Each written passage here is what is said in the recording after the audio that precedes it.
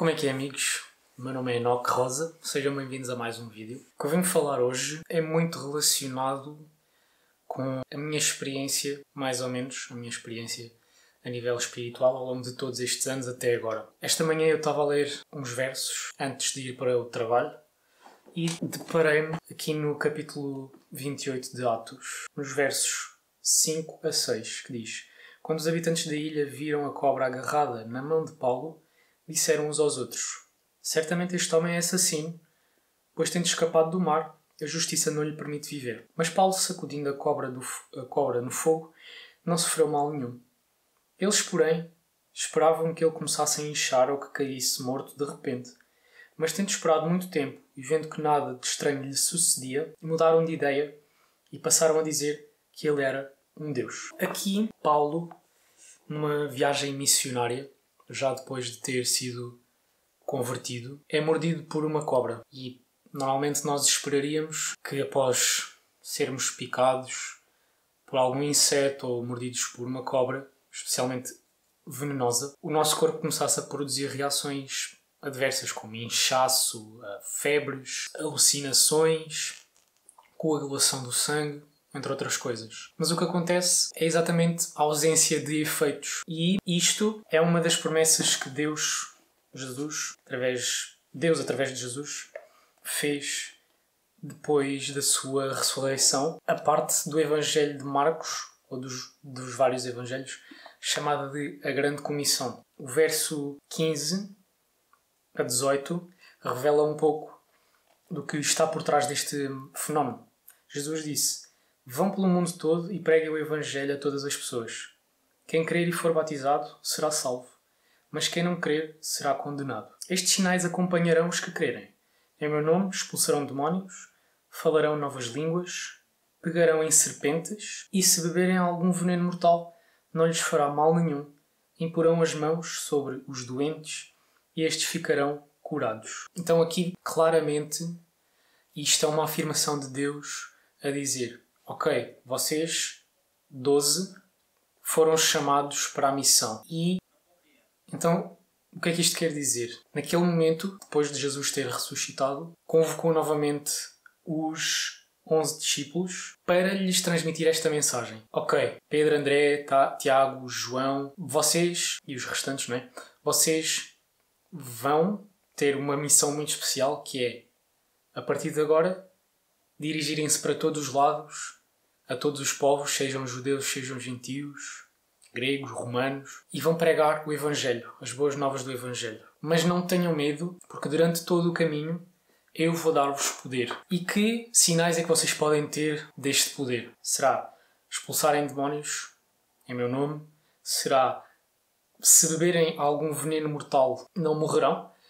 Porque certamente naquela época haveriam pessoas, tal como acontece atualmente, haveriam pessoas que colocavam veneno nas bebidas quando tinham algum inimigo a fim de os matar. Mas eles não iriam morrer porque nada destes fenómenos iria atingi-los. O que é que isto me transmite a mim? Que o mesmo pedido que Deus fez aos 11 na antiguidade, Ele faz a cada um de nós na atualidade. Nós somos seus discípulos. Os seguidores de Cristo são os seus discípulos. E Jesus, Deus, promete que nos vai conceder poder e sabedoria e o Espírito Santo para nos ajudar a levar esta mensagem do Evangelho a todo o mundo nesta geração. E eu pus-me a pensar nisto antes de ir para o trabalho. E cheguei à conclusão que o processo de amadurecimento de um cristão, de um seguidor de Cristo, não é o mesmo para todas as pessoas. Podemos ver crianças que estão totalmente, ou que são totalmente devotas a Deus e têm já uma grande maturidade e falam de Deus, pregam sobre o Evangelho sem nenhum tipo de problemas. São pessoas que têm facilidade em comunicar, em transmitir a mensagem, em captar a atenção das pessoas. Há outras pessoas que podem, por exemplo, como eu, estar a partilhar o Evangelho, a mensagem, as boas novas, mensagens de esperança, através de vídeos, porque se calhar se sentem mais confortáveis à frente de uma câmara. Por outro lado, isto leva-me a pensar que não existe problema A meu ver, não existe problema em, a certo momento da nossa vida, não nos sentirmos confortáveis em falar sobre Deus às pessoas. É completamente normal. Nós vivemos num mundo em que as pessoas não querem saber e muitas pessoas, estou-me a lembrar especialmente dos países da Ásia, em África, talvez na América do Sul, na Europa não tenho muito conhecimento, mas provavelmente também acontece, perseguição por causa do nome de Cristo. E ele alertou que isto iria acontecer. Mas o importante nisto é que nós saiamos da nossa zona de conforto e nos deixemos levar, literalmente, guiar pela orientação do Espírito Santo. Tenho tentado seguir isto atualmente na minha vida e cada vez mais tenho a convicção de que o processo de amadurecimento surge nas nossas vidas através dos relacionamentos que Deus nos permite ter e, sobretudo, em experiências negativas, nas dificuldades. O caráter vai amadurecendo e quando nós ganhamos esta noção de que somos totalmente dependentes dele, podemos passar a entregar a nossa vida a Deus. E não é um processo fácil, mas é muito recompensador. Quando eu era criança, eu não gostava nada de falar sobre Deus, sobre a minha religião. Não porque eu não amasse Deus, mas porque tinha vergonha. Tinha vergonha de ser, e medo de ser julgado, de ser posto à parte, de perder relações, conexões sociais por causa disso. E é legítimo. O ser humano tem a tendência e procura a aceitação de outras pessoas, pessoas de referência. É um fenómeno que acontece. Mas quando esta tentativa de buscar aceitação nos outros excede níveis normais e passa a ser pejorativo, patológico, no sentido em que dependemos dessa atenção, dessa aprovação das outras pessoas, entramos num modo de viver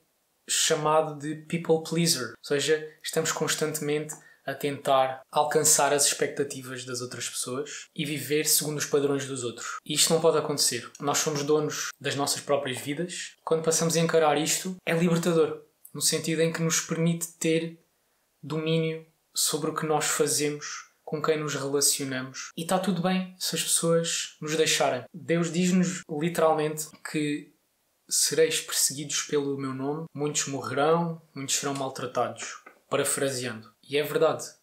Mas isso não nos deve impedir de ceder ou nos entregarmos à vontade do Pai. Que é, apesar de vivermos a nossa vida diária, como qualquer ser humano, temos esta responsabilidade acrescida de partilhar a mensagem às outras pessoas. E é o que eu tenho tentado fazer. Tem sido um processo. E pode começar por pequenos passos. Utilizar as redes sociais, como o Instagram, para partilhar mensagens curtas, fotografias, versos, versículos, clipes de pregações, coisas com que nos identificamos, que vão ao encontro dos nossos valores, dos nossos princípios. E depois pode escalar para coisas mais enormes, por assim dizer, como produção de músicas, estar a gravar vídeos mais longos e falar. Eu tinha mesmo muitos problemas em falar em frente à câmara, e especialmente pessoalmente, porque eu sofro de ansiedade crónica, diagnosticado, e tenho vindo a trabalhar muito neste aspecto nos últimos meses, nos últimos anos. E por outro lado, pedir a Deus, suplicar a Deus que me possa dar a força e a sabedoria necessária para utilizar as capacidades que Ele me deu, apesar das limitações. Paulo também tinha um espinho na carne, algo que ele orou incessantemente a Deus para que fosse removido, mas acabou que não foi removido. Mas isso não o impediu de seguir a sua vida, de se dedicar ao ministério e de partilhar a mensagem com as outras pessoas.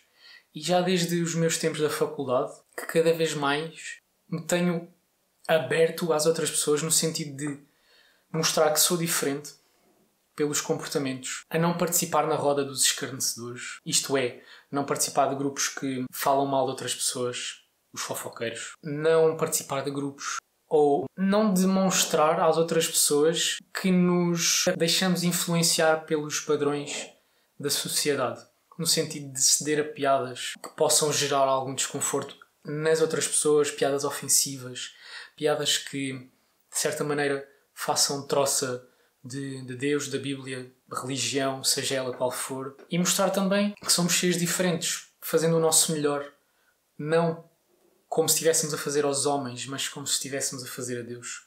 E as pessoas vão reparar. Isto é uma porta de abertura muito grande para partilhar o Evangelho. Tive um amigo, um grande amigo, com o qual eu tinha conversas sobre a Bíblia de vez em quando na faculdade. No meu último ano de mestrado, houve também uma colega que também me fazia muitas perguntas sobre a minha religião, sobre a minha fé, e foi outra porta de entrada para eu poder falar sobre as minhas crenças e mesmo que elas não se convertam, porque não é o nosso trabalho converter as outras pessoas, é nosso trabalho plantar a semente para que depois o agricultor, que é Deus, faça o seu trabalho. Nós só estamos a plantar a semente no terreno.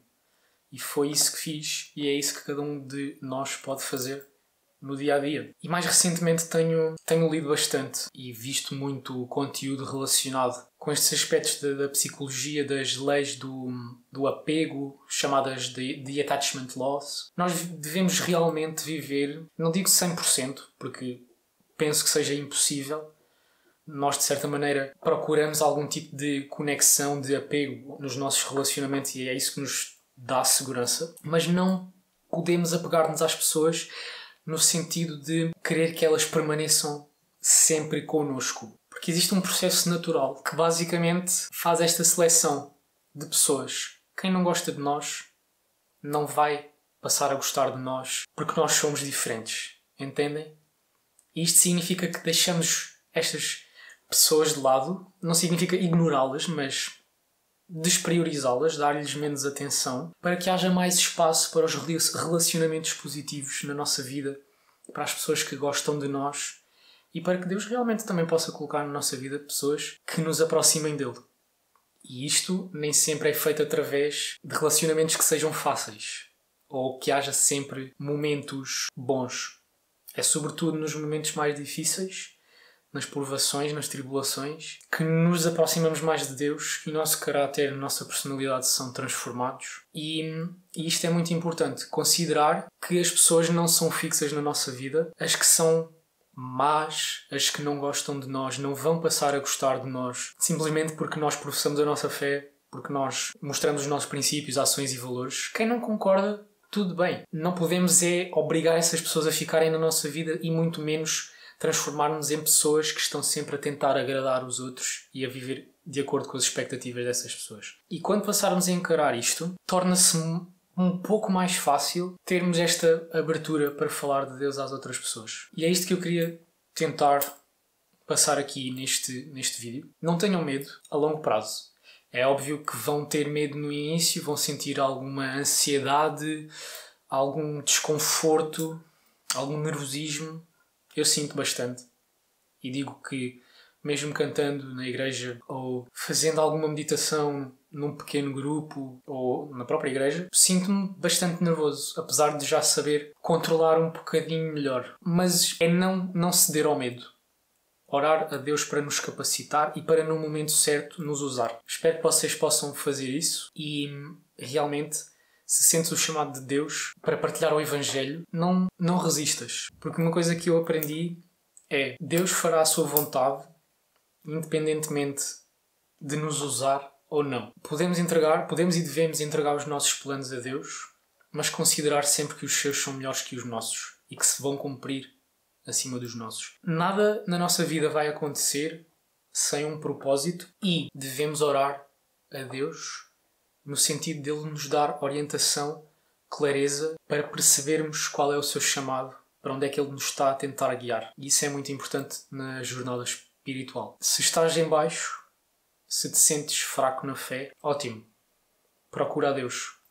Ele está de braços abertos para te acolher, para te confortar, mesmo que nós não vejamos as coisas a acontecerem no momento. E é preciso ter muita paciência e calma, porque nem sempre as coisas acontecem no momento que nós queremos, mas vão acontecer no momento exato. E nós não estamos fora do lugar certo, nem fora do momento certo. As coisas vão acontecer. Espero ter passado alguma confiança, alguma esperança até ti. E este vídeo vai realmente chegar a ti no tempo certo, quando estiveres preparado para ouvir. Mais uma vez, o meu nome é Enoque Rosa. Segue-me aqui em baixo e deixa o teu like para que este vídeo possa chegar a mais pessoas.